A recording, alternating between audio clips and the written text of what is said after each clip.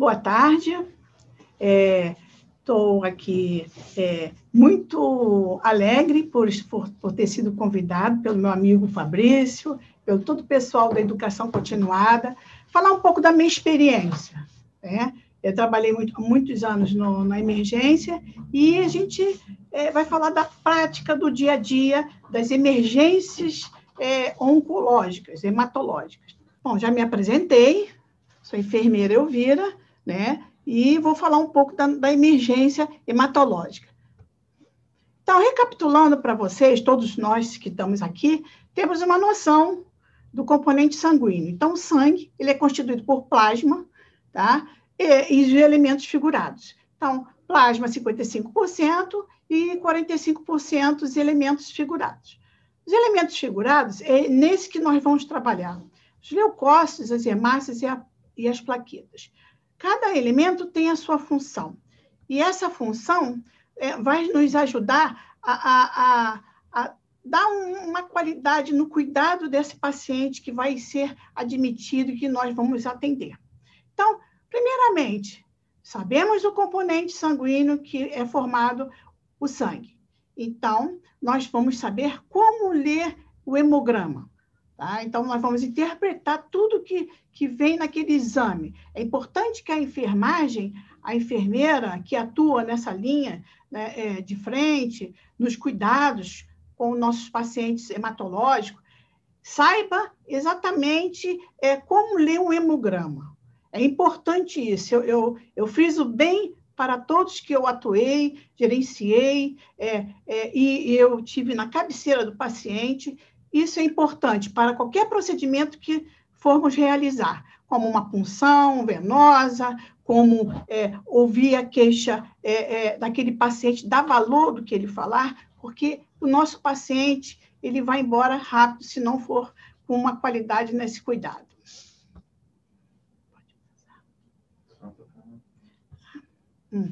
Então, novamente, eu faço sempre esse questionamento dessa análise de hemograma para você, a enfermagem, principalmente, como falei, que atua direto com o paciente, saber quando os níveis de padrões normais de um hemograma tiver abaixo dos padrões ou acima dos padrões. Então, é importante a gente saber anemia, leucopenia, neutropenia. Então, tudo que tiver abaixo é penia.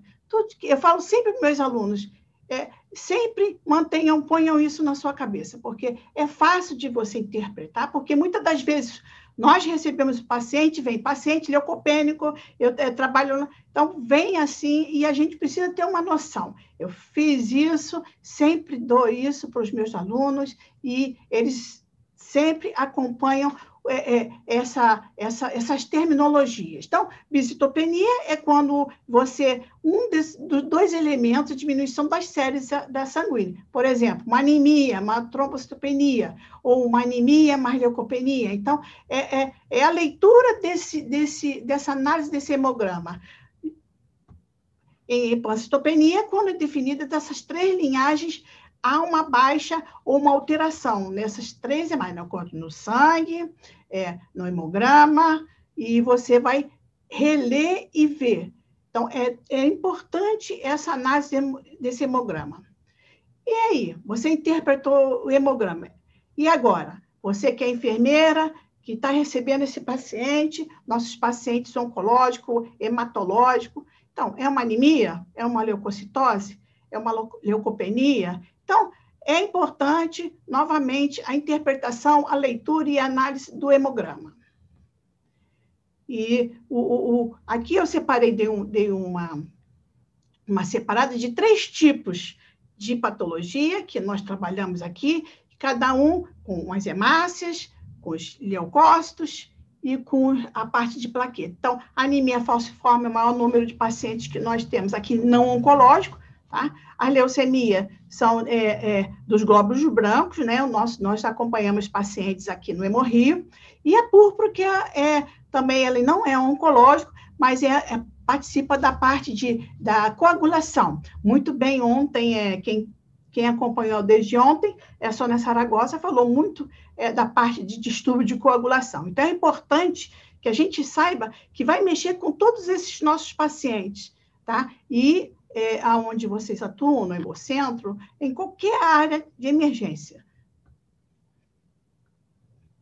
E aí, eu vou falar um pouco de cada um, porque senão vou levar o tempo inteiro aqui com vocês, porque são coisas que a gente trabalha o dia a dia e são consideradas emergências hematológicas. As plaquetopenias, as síndromes anêmicas, a neutropenia febril, que eu vou falar um pouco resumido, mas o meu amigo, professor Fabrício, vai falar mais especificado para vocês. Vou falar sobre a síndrome de lise tumoral, a síndrome do Atra e a reação transfusional. Bom, a plaquetopenia, né, é um distúrbio da plaqueta, que ela diminui o nível dela, tá? Ela é uma diminuição das plaquetas, trombócitos, que participam na coagulação. Então, a contagem das plaquetas inferior a 150 mil milímetro cúbico já é considerado uma plaquetopenia. Depende, por quê? Às vezes, o paciente ele vive com aquele... tem um nível constitucional, vou mais falar para vocês lá mais na frente. E aí, a plaquetopenia baixa, as plaquetas baixas, é um risco de sangramento. Então, os níveis normais de plaquetas oscilam entre 150 a 450 mil por milímetro cúbico. Desculpa. Ainda dando seguimento, há vários distúrbios plaquetários, né? Ontem mesmo, como eu falei, a minha amiga enfermeira Sônia já falou alguns. Então, a púrpura, né?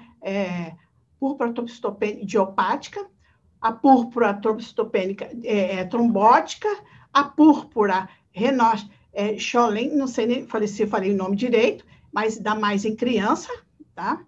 A plaquetopenia constitucional, essa plaquetopenia, porque às vezes meu nível de normalidade é 130. Então, eu vivo com aquilo, não estou plaquetopênico, é minha, eu já sou aqui. Às vezes, o nível é bem acima, entendeu? Então, também às vezes, constitucional, já é de você. A plaquetopenia congênita, a doença de von Willebrand e as hemofilias. Aqui é um exemplo, né? A gengivorragia, sangramento gengival, algumas petequias, manchas rotas, placas, né? Na cavidade oral. Então, ela faz com que haja sangramento, principalmente nossos pacientes com distúrbios plaquetopênicos.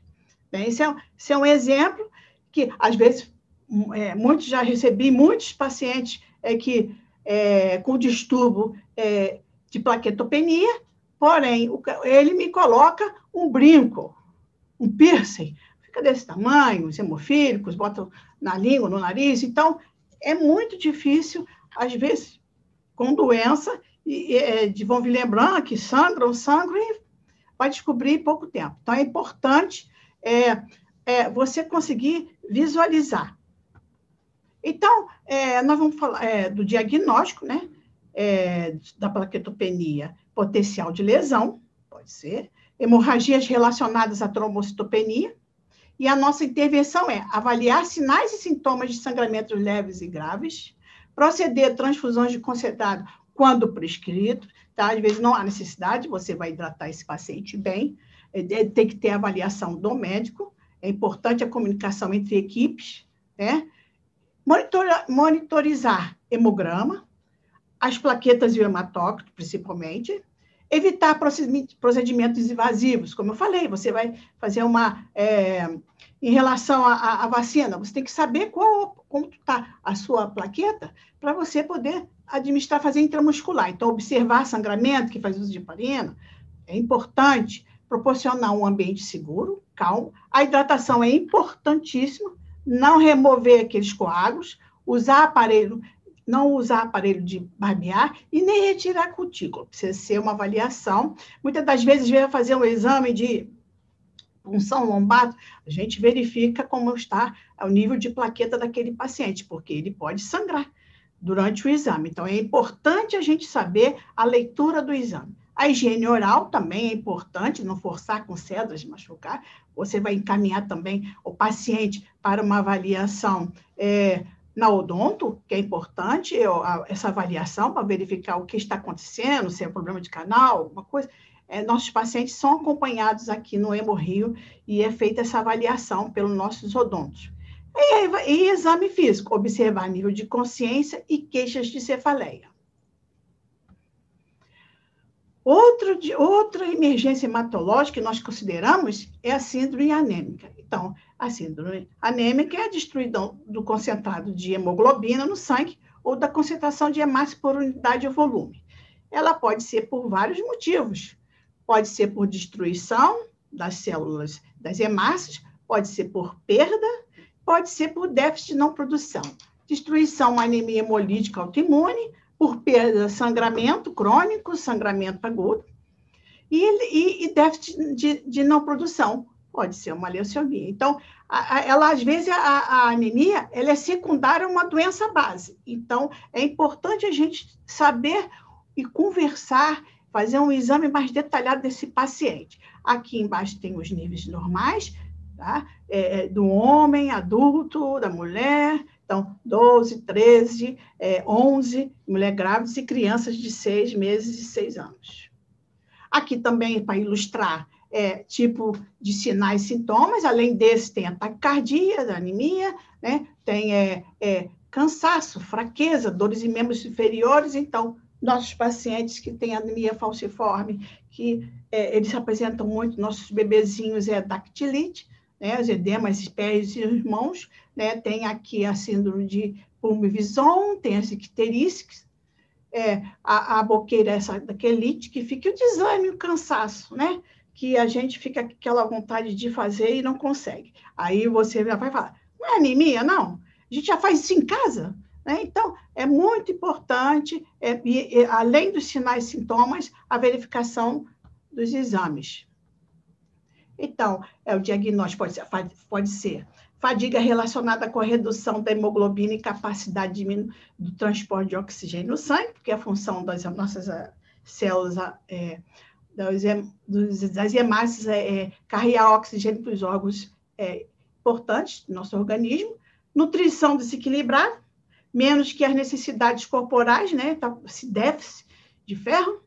Perfusão tissular ineficaz relacionada com hemoglobina e hematócrito inadequado.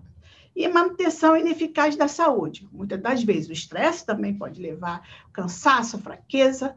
Então, a intervenção da enfermagem, avaliar o paciente em busca de sinais e sintomas e sangramentos ativos, né? Além de vocês vejam como é importante ver o nível de plaqueta e o nível de hemácia. Está sangrando, não sabe onde, sangramento oculto, então a gente tem que buscar esses sinais, tá? São exames, leituras de exames laboratoriais e além de outros exames que ajudam no diagnóstico. Avaliar o nível de consciência, porque o oxigênio vai levar O2 para o sistema nervoso, então você vai ver, vai controlar todo o seu nível de consciência.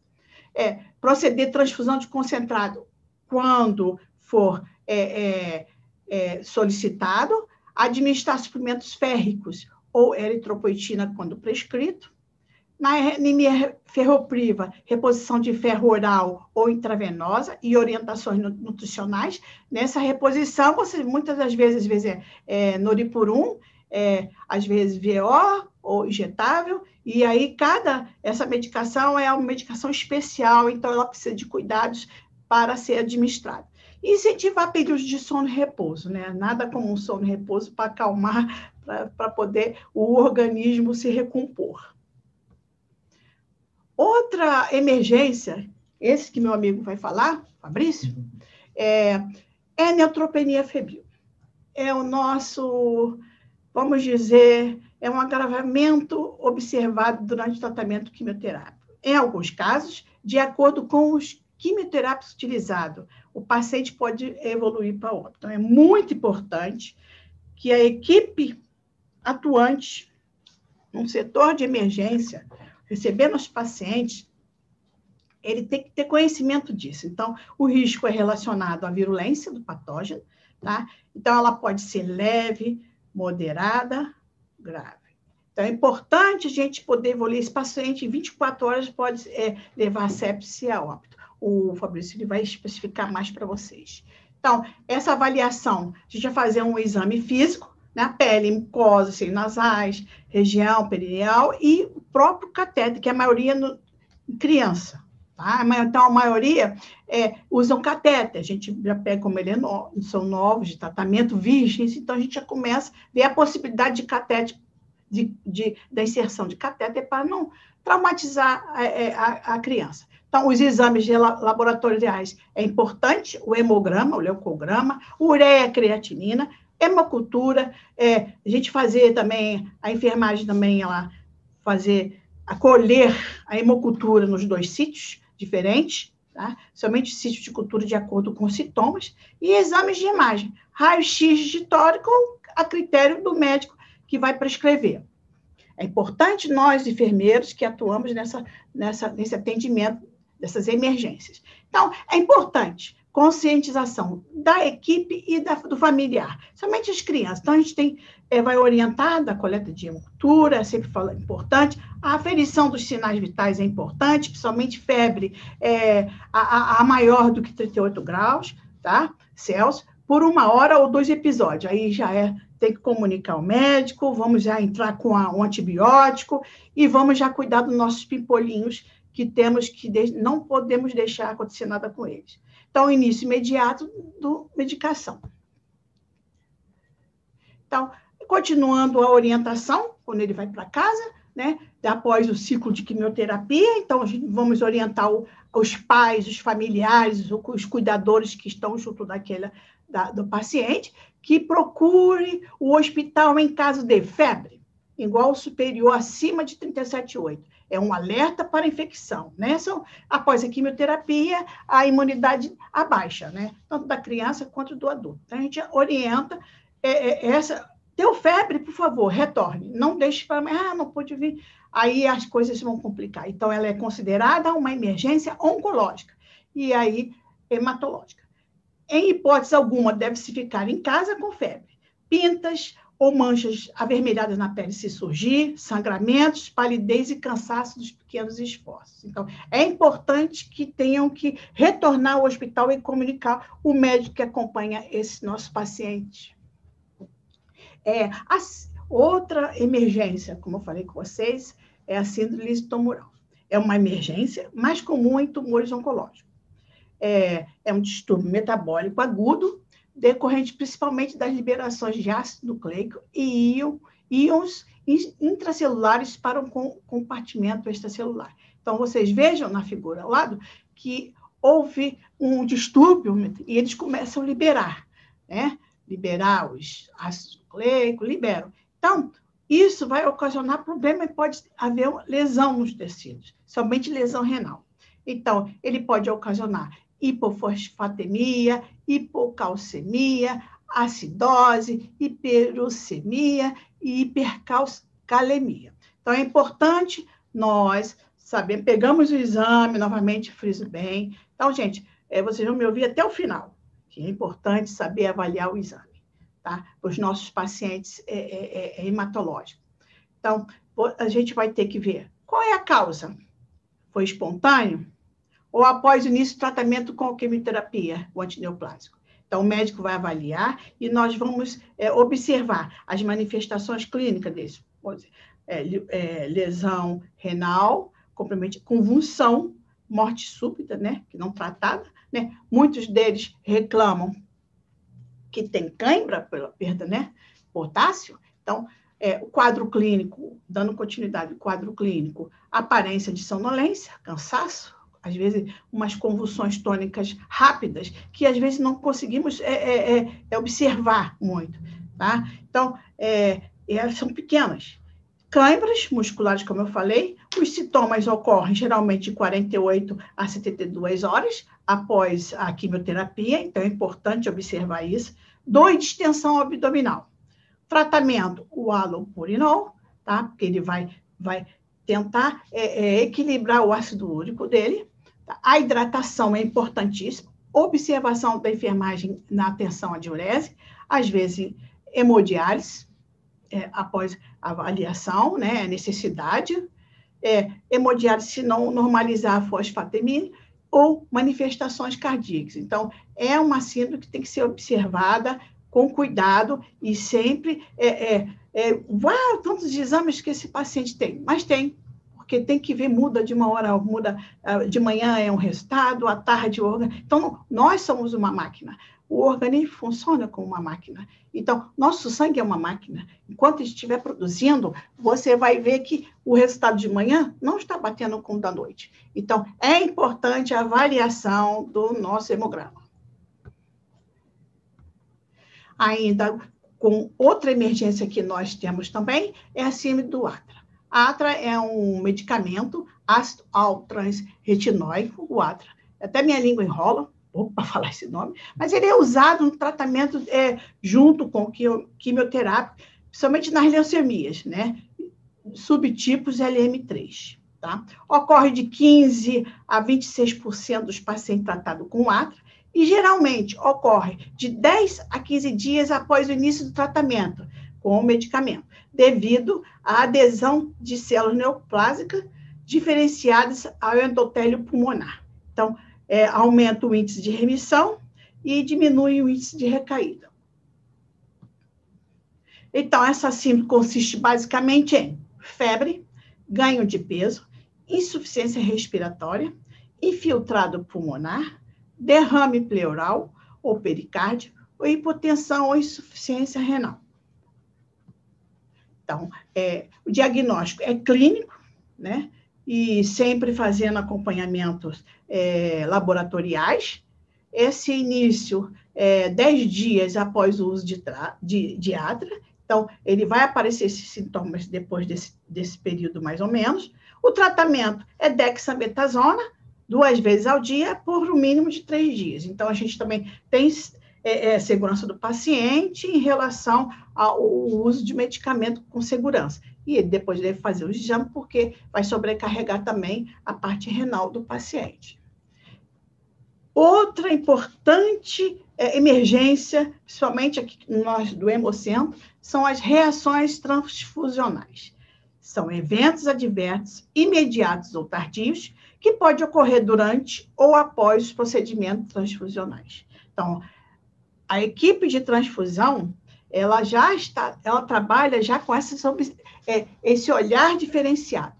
E nós, que estamos na ponta, que vamos receber esses pacientes, que muitas das vezes recebemos pacientes, e na prescrição ele vem com prescrição de transfusão de hemoderivados. Então, é importante a gente saber como atuar neste momento. Então, aqui é para ilustrar, né? As reações podem ser elevação da temperatura, então, como eu falei, ele pode ser as reações podem ser durante, após ou no meio da transfusão. Então, é imprescindível que fique alguém do setor de transfusão e a equipe sabe que vai atuar na internação, ela tem que saber que aquele paciente está transfundido e está sendo transfundido e ele precisa ser observado com o olho mais para observar esses tipos de sinais. Então, pode ter prurido local, edema palpebrar, tá? Às vezes apresentam edemas em dedos, às vezes tremores, tá? Um leve tremor, e às vezes surgimento de placas de petequias. As reações transfusionais, como até houve uma pergunta anterior, né? Pode ser imunológica, não imunológica, então pode ser imediatas e tardias. É importante sabermos para poder atuar na assistência da enfermagem. Então, na nossa assistência, você observou, o paciente se queixou. Ai, estou sentindo um calor. Nós estamos na ponta sempre ver. Ai, está me dando uma coceira.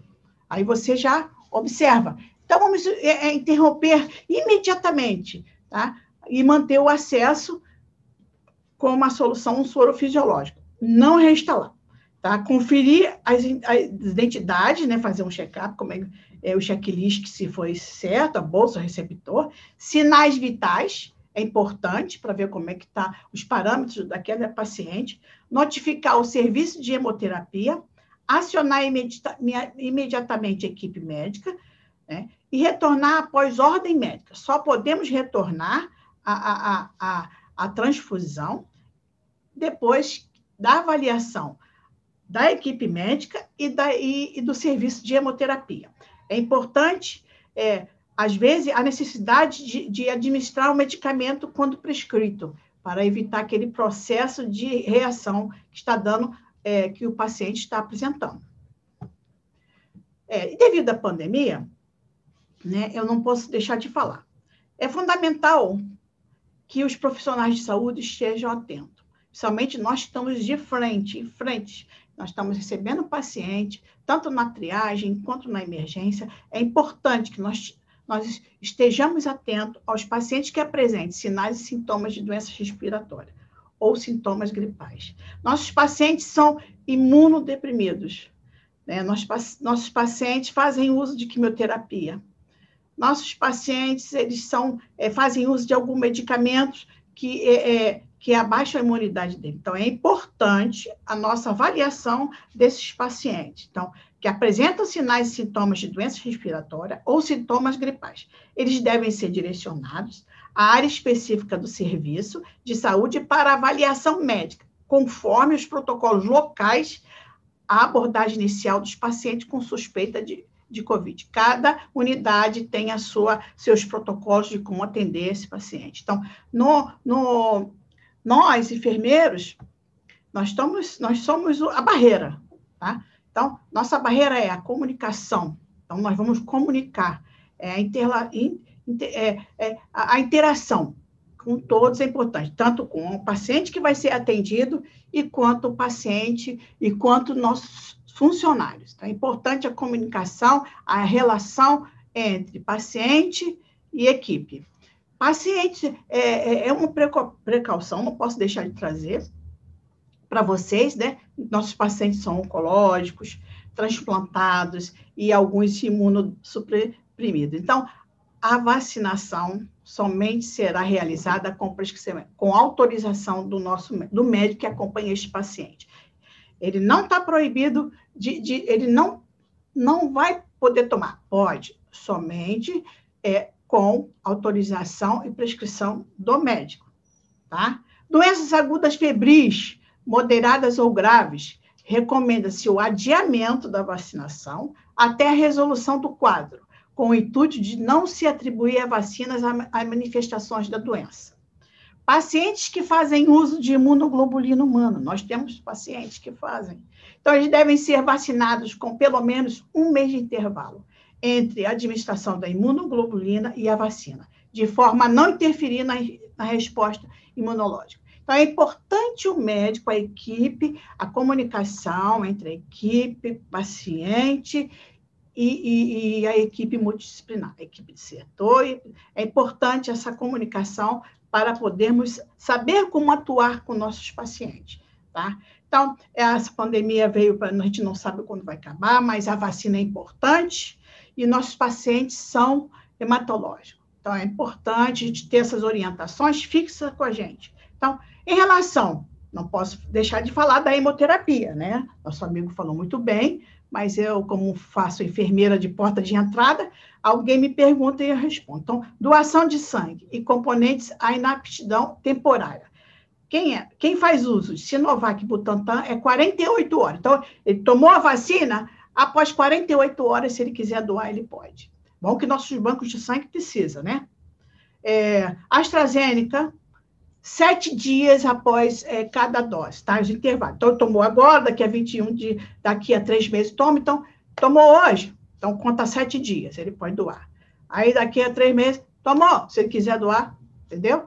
É assim que funciona. E faz 7 dias após cada dose.